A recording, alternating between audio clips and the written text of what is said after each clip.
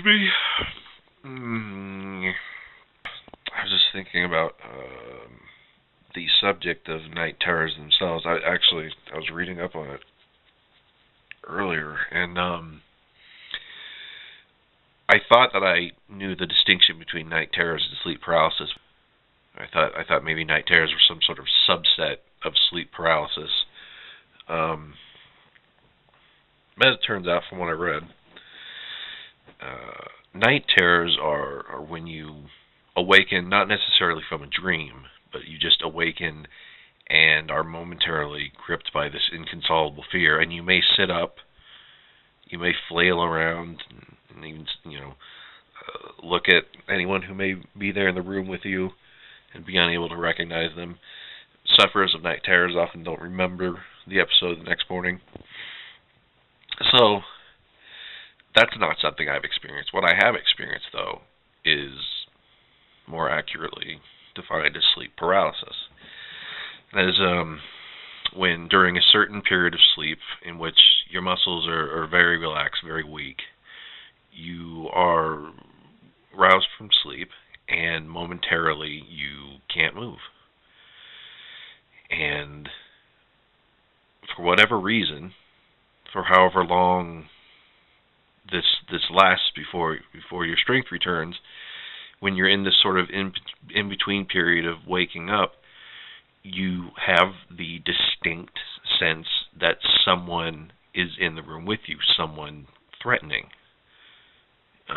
Not your spouse or your parent or whoever.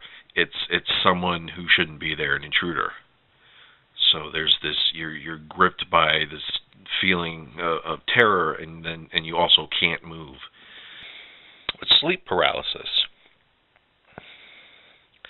you remember, and that's the one which historically in various cultures was associated with demons or spirits. I don't know if perhaps the feeling of that sensation of paralysis causes the mind to instantly become fearful of that helplessness. I don't know, maybe it's one of those chicken egg things. But anyway, so I have experienced sleep paralysis a number of times over the years, probably over about the last 5 years. And maybe only a few episodes a year, each one lasting a matter of seconds. People with recurrent sleep paralysis episodes can sometimes have episodes lasting up to an hour, which I would not wish on. Well, I would wish on very few people.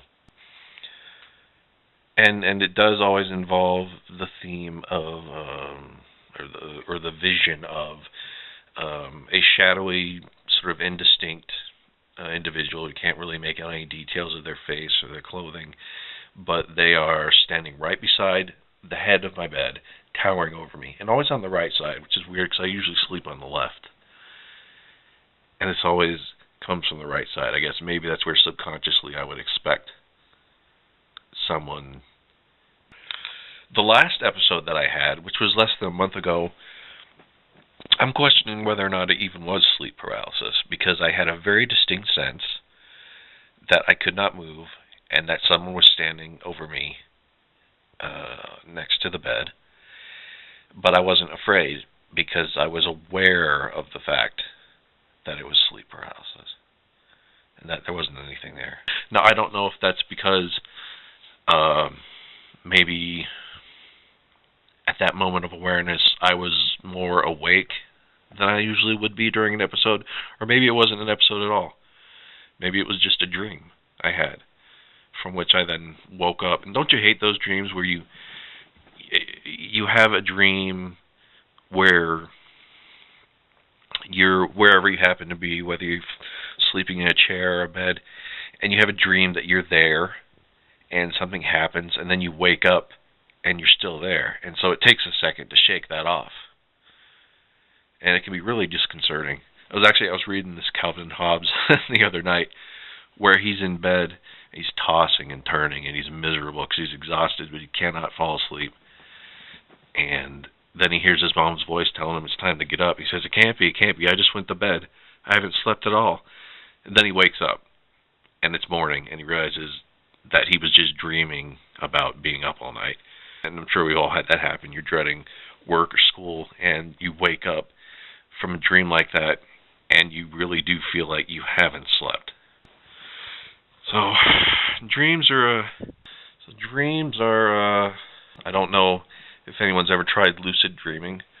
I tried it with no success at first, and then after I kind of gave up, I did begin to have some of those experiences. When I realize I'm lucid dreaming, I start trying to explore my environment, and I don't know. I've not read enough about it to know what other people who claim to have experienced it, what they did. But what I did was I started trying to walk around in the environment and explore, and I used, rouse myself to consciousness by kicking my legs or something. The most common sort of dream motifs or cues that I've seen in my dreams, and the most frustrating, involve numbers. You've all had that dream where you're back at school and you can't remember your locker comm or your class schedule, or you keep looking at the clock and you can't tell what time it is because it keeps changing. You're trying to dial a number on your phone and somehow you keep hitting the wrong numbers. I hate that. Every once in a while I'll have a really good vivid nightmare that inspires a story. I'll have a really pleasant dream that, doesn't necessarily go anywhere, but mostly they're those kind of, I guess, stress-induced dreams, or I think I read somewhere that